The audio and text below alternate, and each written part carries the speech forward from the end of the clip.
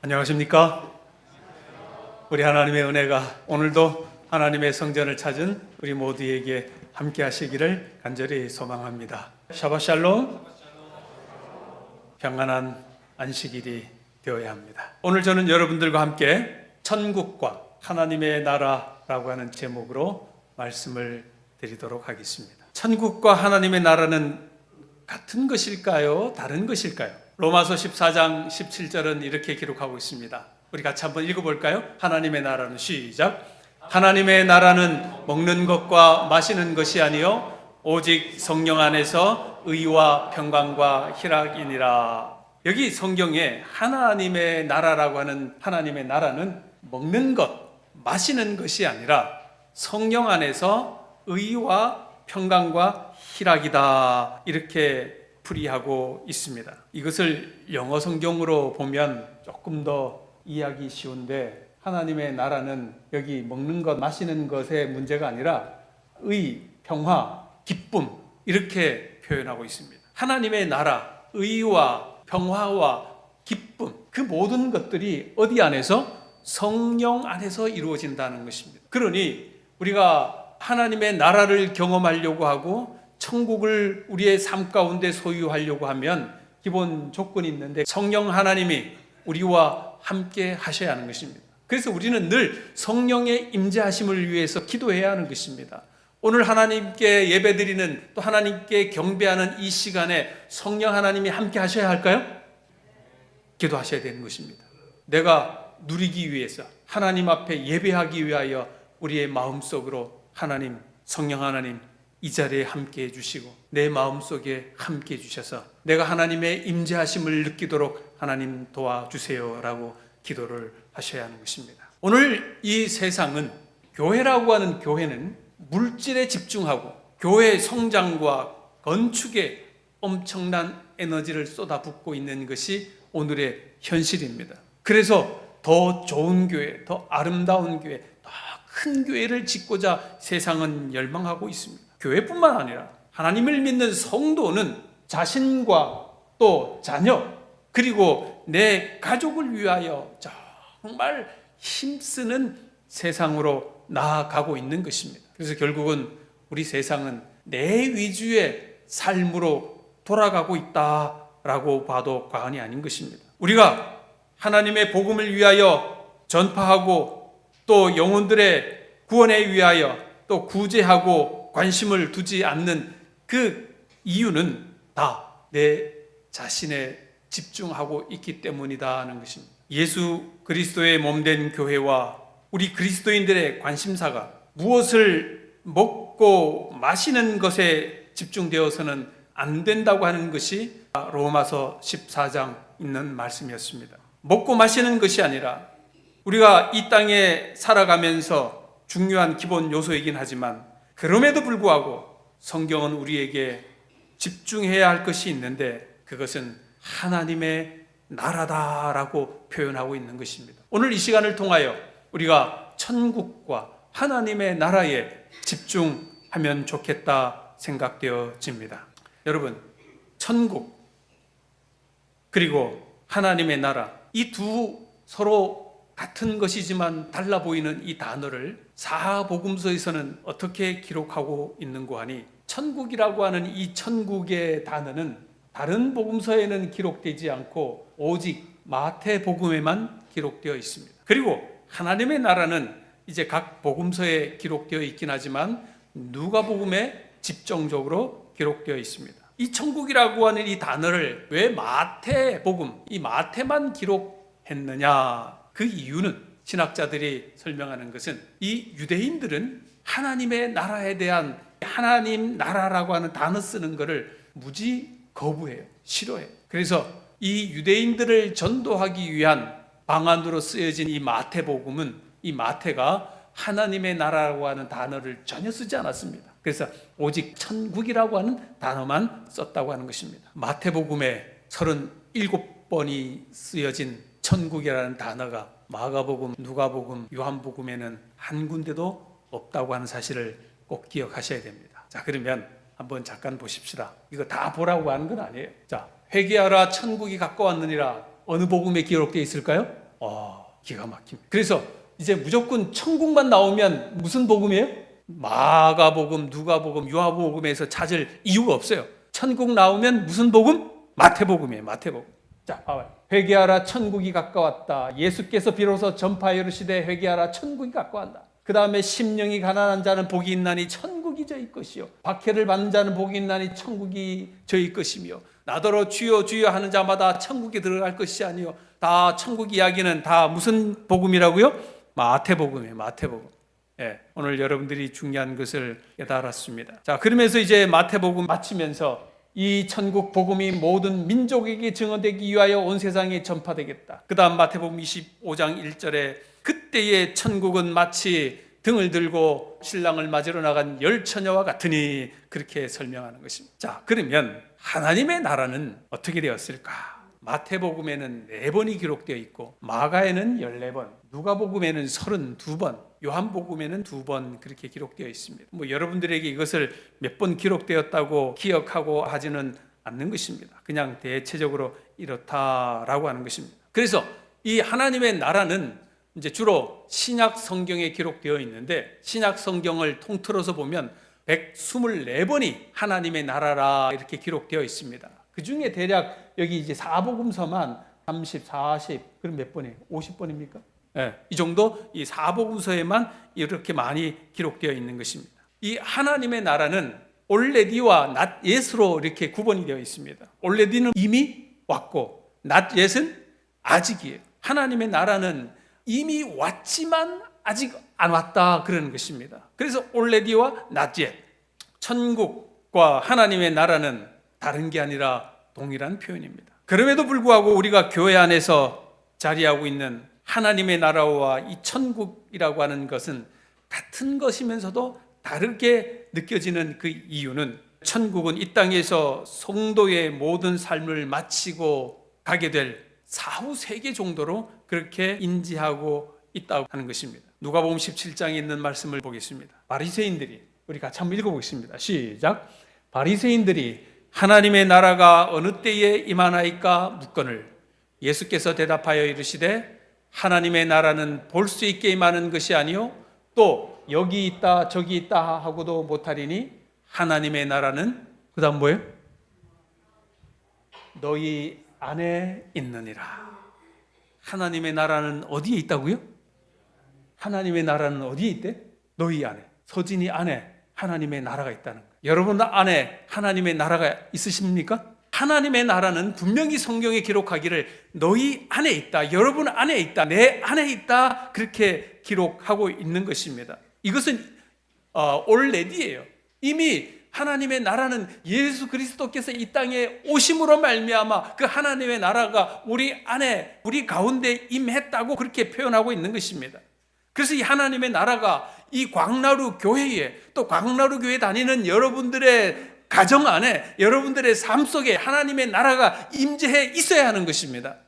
마태복음 13장 44절에 천국은 마치 밭에 감추인 보화와 같으니, 밭에 감춰져 있는데 사람이 이를 발견한 후 숨겨두고 기뻐하여 돌아가서 자기의 소유를 다 팔아 그 밭을 샀느니라. 이게 이제 오늘 마태복음 천국의 비유를 내가 설명하려고 하는 것은 아니긴 하지만, 이스라엘 이때 당시에 이 사람이 보물을 캐가지고 나가면 이 보물이 자기의 소유가 된다고 하는 게 아니에요. 저 보물의 소유는 누구 것일까요? 땅 주인 거, 그죠? 땅을 파다가 보물이 나왔으면 그게 내게 아니라고 하는 걸 아는 거예요. 그런데 여기 이 지혜로운 사람은 있는 거를 알고 다시 뭐 했다는 거예요? 덮었대요.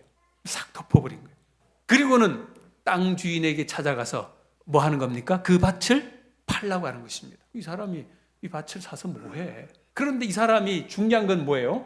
자, 여기 뭐라고 그랬어요? 자기의 소유를 다 팔아 그 밭을 사라. 이게 무슨 말씀인지 아십니까? 저 밭이 1000평짜리 밭이야. 그 이제 시가로 10억짜리야. 그런데 나한테 돈 얼마 있어요? 1억이 있어. 저 밭 살 수 있어요, 없어요? 사요, 못 사요?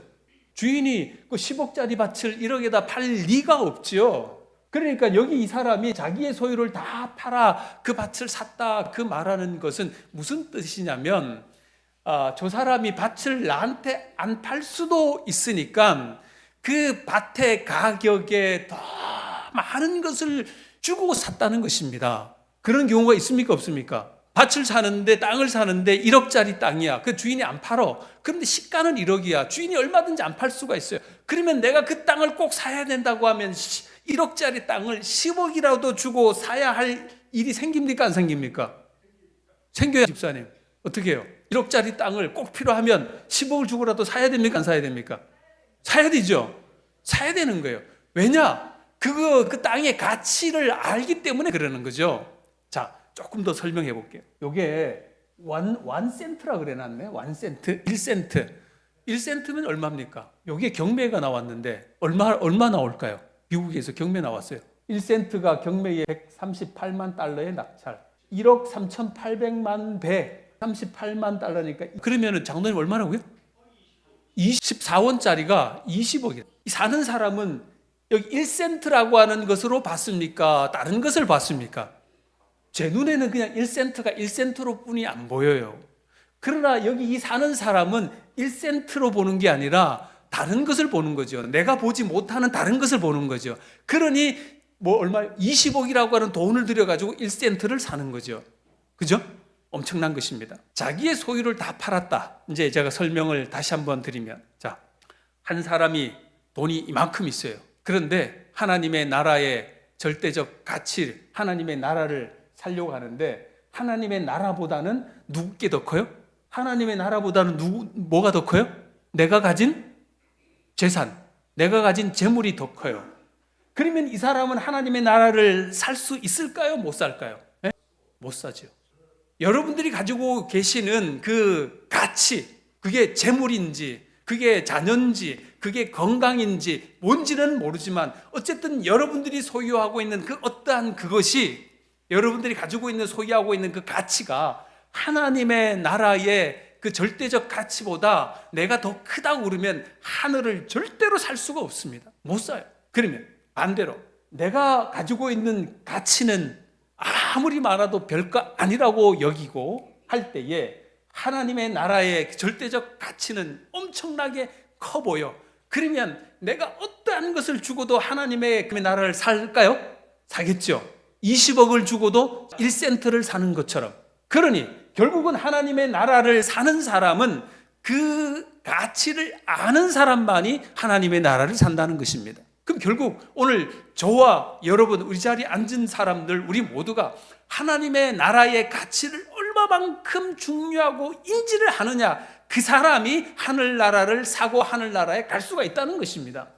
왜냐하면 우리가 말하는 그 천국이라고 하는 곳은 이 땅에서 우리가 누리던 하나님 나라에서의 삶의 완성이고 연장이기 때문에 그런 것입니다. 성경은 예수 그리스도의 오심으로 이 땅에 천국이 도래했다 선포되었음에도 불구하고 우리가 같은 세상 속에 살면서 어떤 사람은 지옥 속에 살고 있는 거예요.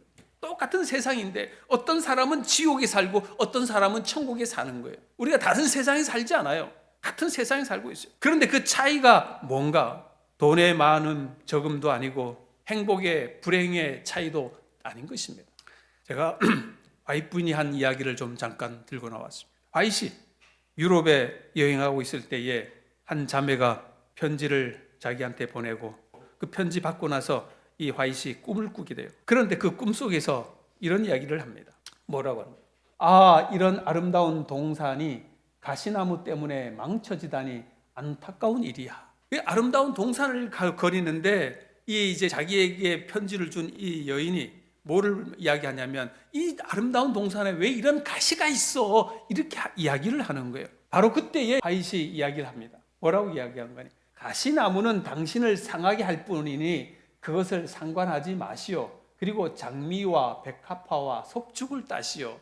이 석죽은 아마 그 페랭이 꽃, 그런 종류의 꽃인 것 같아요. 그러니 이 아름다운 동산을 걸으면서 어떤 사람은 가시를 보고 가는 사람이 있는가 반면에 어떤 사람은 아름다운 꽃들만 보고 가는 사람이 있다는 것입니다. 같은 동산을 걸어도 어떤 사람은 가시 보고 가는 사람, 어떤 사람은 예쁜 꽃을 보고 가는 사람, 이렇게 나눠진다는 것입니다.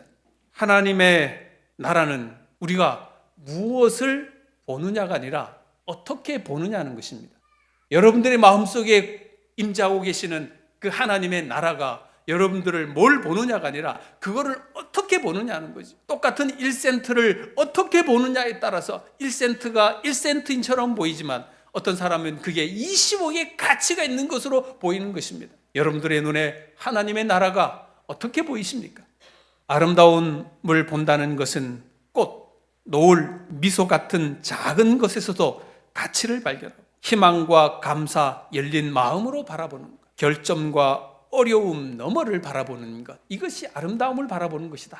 그런데 아름다움을 바라보지 못할 때 결점과 불만만 집중해서 보고 두려움과 불안이 시야를 흐리고 일상 속의 기쁨을 놓치게 된다는 것입니다. 오늘 여러분과 저는 이 아름다움을 바라보지 못하는 그러한 유의 사람이 아니라 아름다움을 바라보는 그러한 믿음의 사람으로 살기를 간절히 소망합니다. 미국에요, 이제 이사가는 한 가정이 있었어요. 그래서 짐을 싸고 오르는데, 짐을 싸는데 이 시어머니가 미국으로 이사가는 이 아들네 가정에게 하나를 꼭 가져가라고 하는 게 있는데, 뭐를 가져가라고 하는 거니? 재봉틀을 가져가라는 거예요. 잘 쓰지도 않는 그 재봉틀을, 구닥다리 재봉틀을 그냥 가지고 가라는 것이죠. 이 재봉틀은 자기 시어머니 때부터 이렇게 물려 내려와 가지고 이렇게 했던 재봉틀이니까 그렇게 하는. 그러니까 이 시어머니가 간곡하게 부탁을 하니까 마지못해 미국으로 가는 그 짐 보따리에 이 재봉틀을 넣어 가지고 갔습니다. 이 고철 덩어리를 미국까지 가지고 가는 거예요. 참 시어머니한테 말은 못하지만 그냥 가서 버리지, 그런 마음으로 들고 간 거예요. 그런데 이제 어느 날 미국에서 정착하고 사는데 미국의 어떤 사람이 자기 집에 와가지고 이 재봉틀을 보더니만 자기한테 팔으래. 이 고물 재봉틀을 왜 파냐고. 그러지 말고 나한테 팔으라고. 내가 그거 팔면 내가 $30,000 주겠다고 그러는 것입니다. 그래서 이 사람이 농담인 줄 알고 왜 그런가 봤더만은 이제 이 팔려고 하는 사람이 이야기하는데, 이 재봉틀은 싱어라고 하는 재봉틀 회사에서 초창기 특별 주문해서 만든 재봉틀인데 전 세계에 그 500대 뿐이 없다는 거예요. 그래서 그 이야기를 해주고 이 재봉틀을 자기한테 팔으라는. 그러니까 이 며느리가 이 고물딱지를 버릴까 말까 고민하고 있다가 그냥 내비뒀는데, 이 이야기를 듣고 보니까 재봉틀이 달라 보이는 거예요. 그래가지고 3만이 아니라 $100,000를 줘도 내가 안 팔겠습니다. 할 수가 없는 거죠. 물건의 가치를 알 때와 모를 때의 차이가 있는 것입니다. 그 가치를 알게 되면 아주 소중한데 그 가치를 모르면 그냥 언제 버릴까 하는 거예요. 천국도 마찬가지입니다. 하나님의 나라도 마찬가지입니다. 지금 우리가 생각할 때의 하나님의 나라의 가치가 별 소중하지 않은 것처럼 느껴지고 있어도 그만 없어도 그만 그렇게 느껴질 수가 있어요.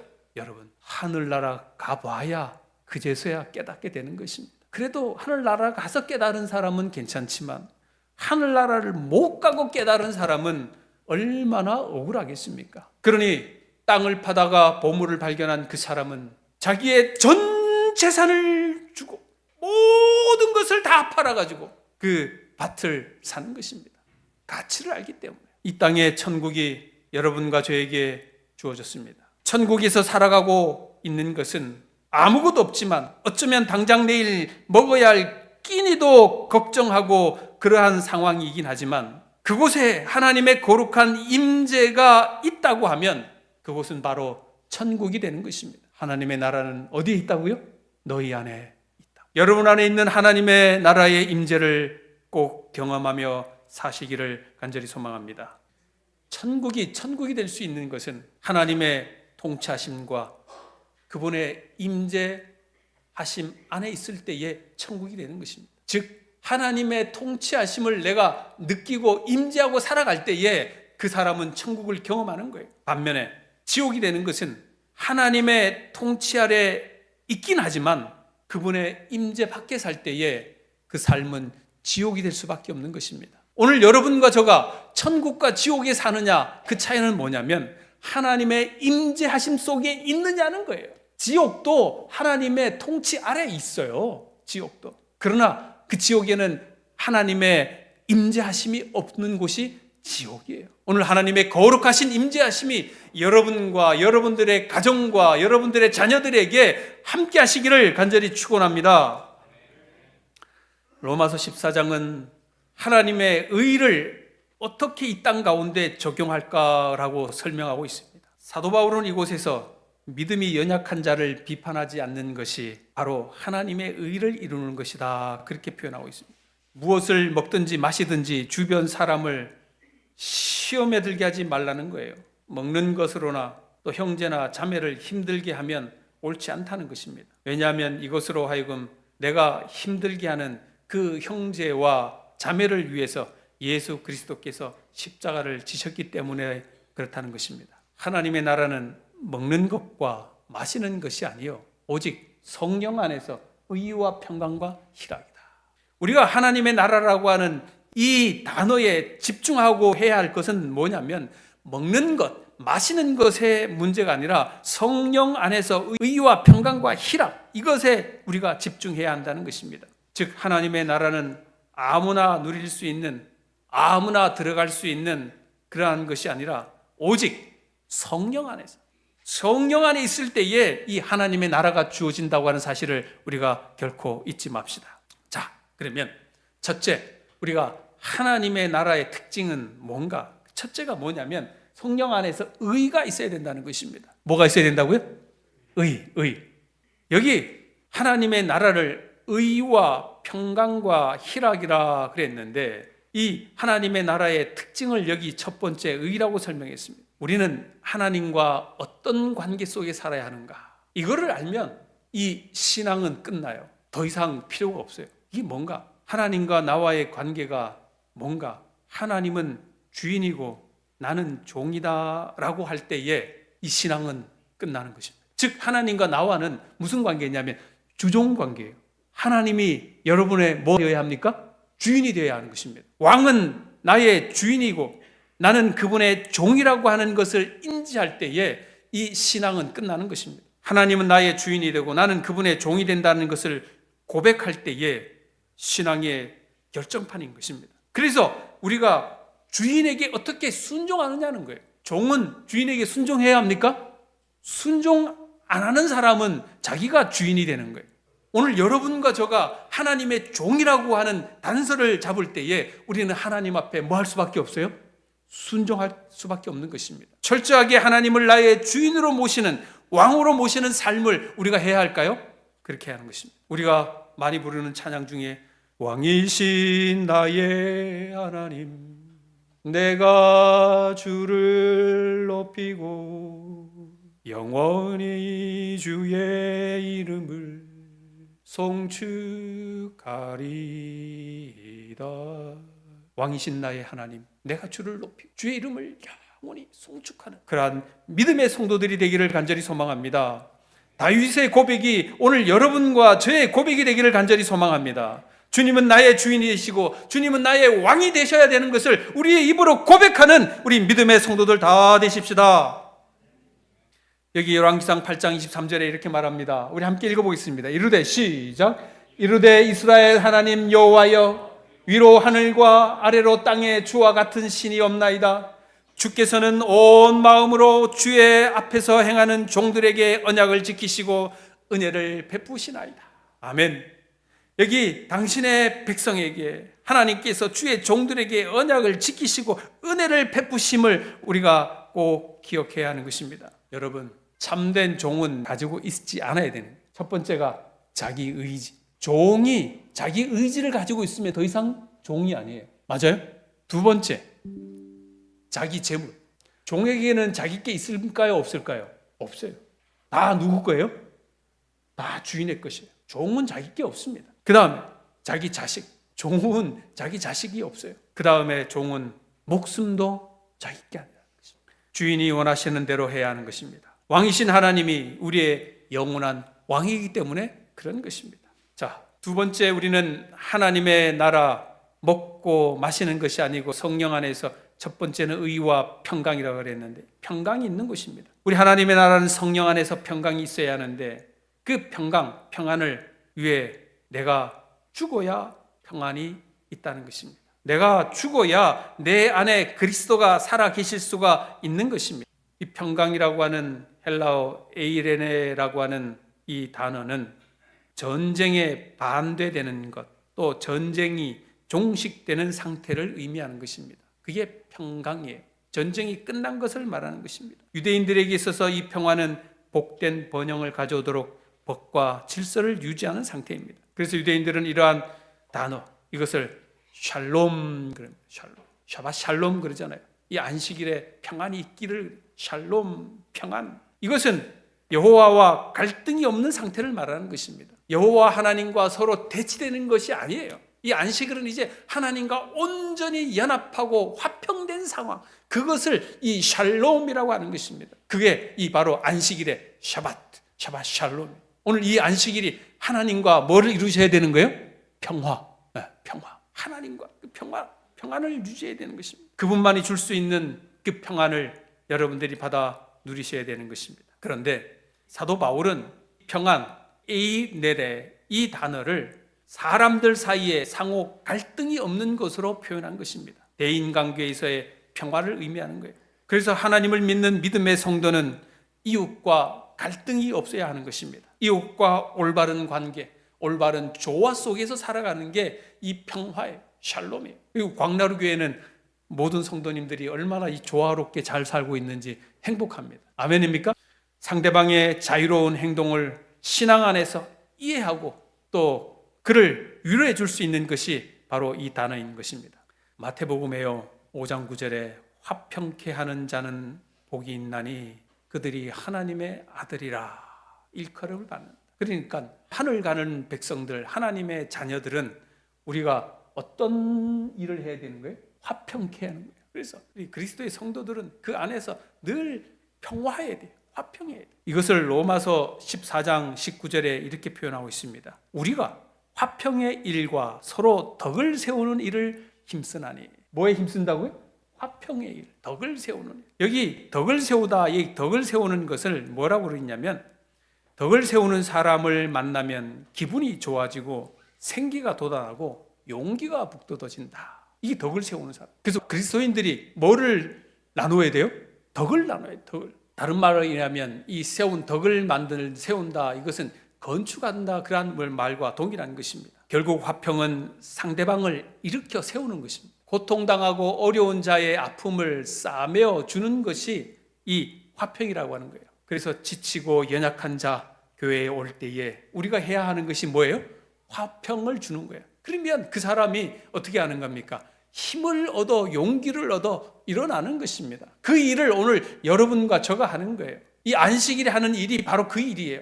우리가 화평을 나누는 거예요. 용기 잃은 자에게 용기를 주고 힘을 잃은 자에게 힘을 실어주고 그렇게 하는 게 오늘 이 날입니다. 오늘 광나루 교회가 그런 날이 되기를 간절히 소망합니다.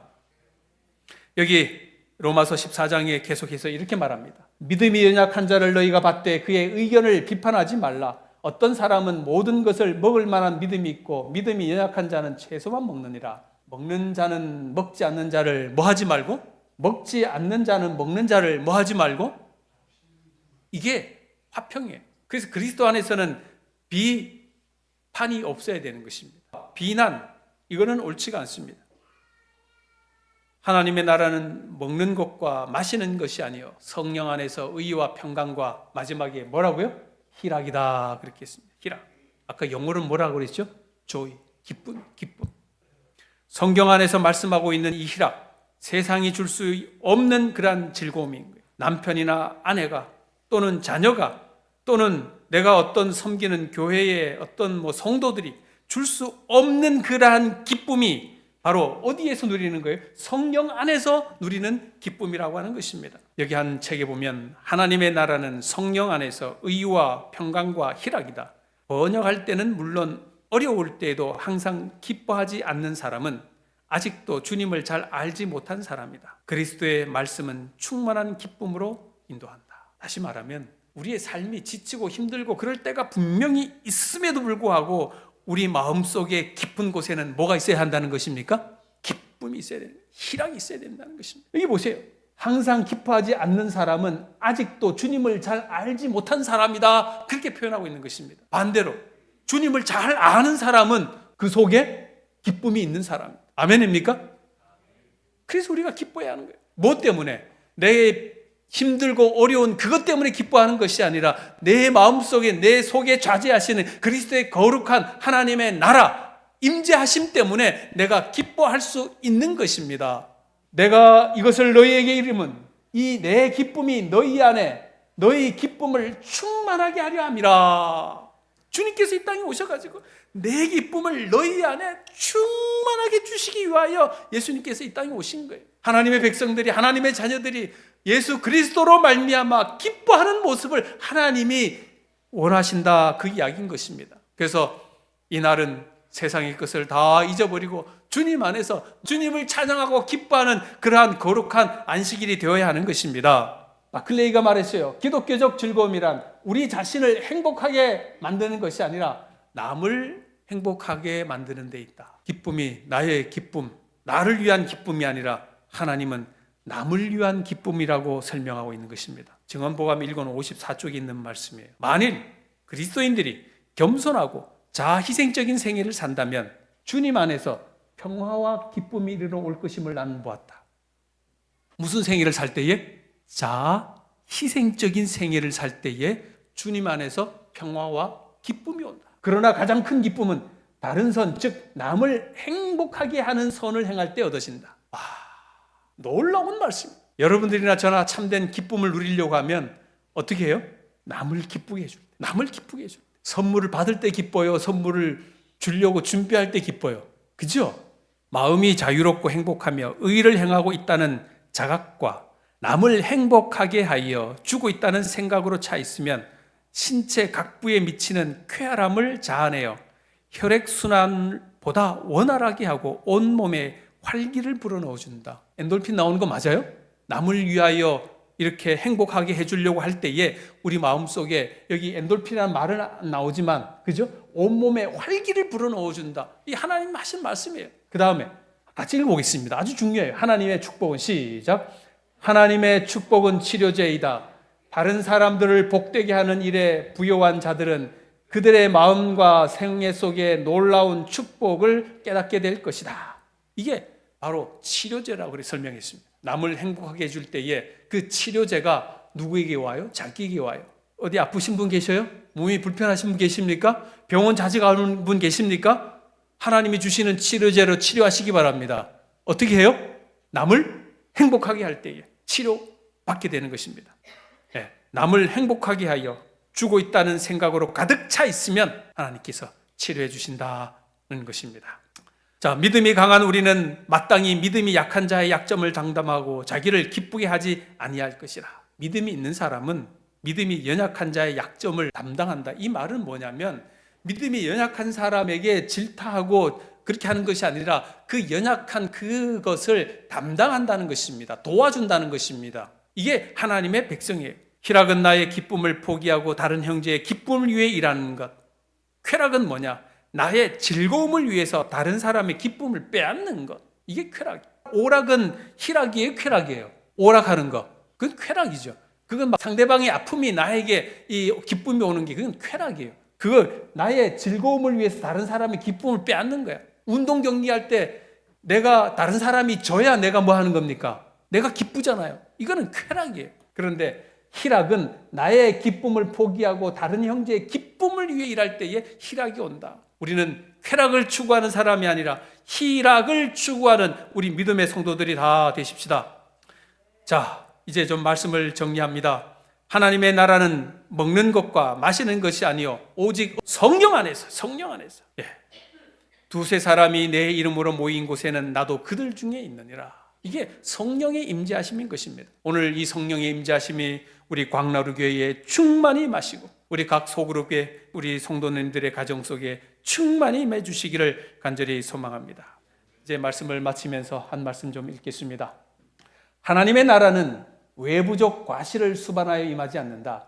그것은 하나님의 말씀에 부드러운 영감을 통하여 성령의 내적 역사, 곧 생명 되시는 분과의 영혼의 교통을 통하여 오게 된다. 하나님 나라의 가장 위대한 능력의 표현은, 잘 보세요.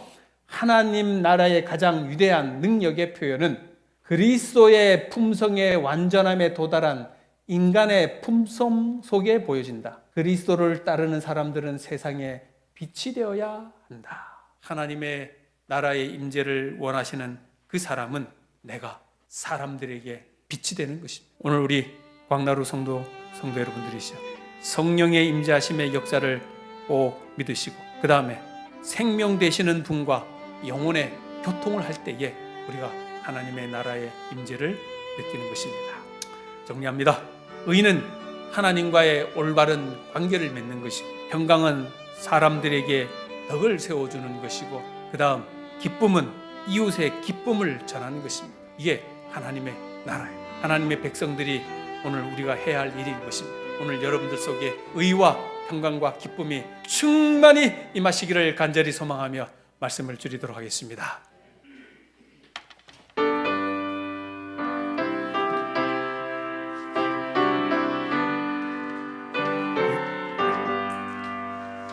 내 영혼 주의 은혜로 죄짐을 벗어버리니 이 슬픔 많은 세상도 기쁨의 천국 되도다. 오 할렐루야 나의 주 내 지은 죄를 사하고 또 나와 함께 계시니 기쁨의 천국 되도다.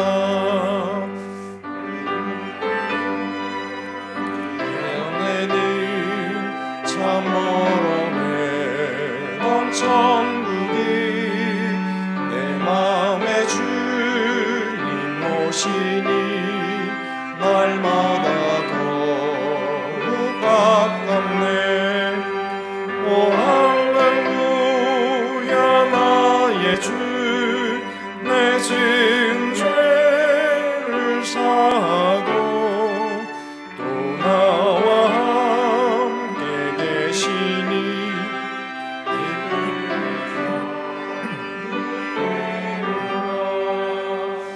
내 비록 상가들이나 옥조막 속에 거해도 내 주를 모신 곳이며 그곳이 천국 되구나. 오 할렐루야 나의 주 내 지은 죄를 사하고 또 나와 함께 계시니 기쁨의 천국 되도다. 사랑의 하나님 아버지, 저희들은 천국을 사모하고 기다리고 있지만 이미 도래한 하나님의 나라보다 저희들이 세상에 더 많은 애착을 갖고 살지는 않는지 다시 한번 저희들을 돌아보게 해 주시옵소서. 하나님의 거룩한 임재를 늘 사모하며 살게 하여 주시고 우리에게 허락해 주신 성도들, 주변의 이웃들, 하나님 그들에게 빛을 전하며 살아가는 저희들 되도록 도와주시옵소서. 덕을 세우며 살아가는 저희들 되도록 도와주시옵소서. 특별히 병중에서 신음하는 주의 자녀들을 하나님 불쌍히 여겨주시고 병마에서 속히 회유하여 일어나는 하나님의 치유의 능력이 일어나도록 하나님 인도해 주시옵소서. 특별히 국가와 세계적 재난으로 어려움 당하고 있사오니 하나님 모든 것들이 주님의 선하심으로 안정을 되찾아가도록 하나님 인도해 주시옵소서. 모든 말씀 우리 주 예수 그리스도의 이름으로 간절히 기도하옵나이다. 아멘.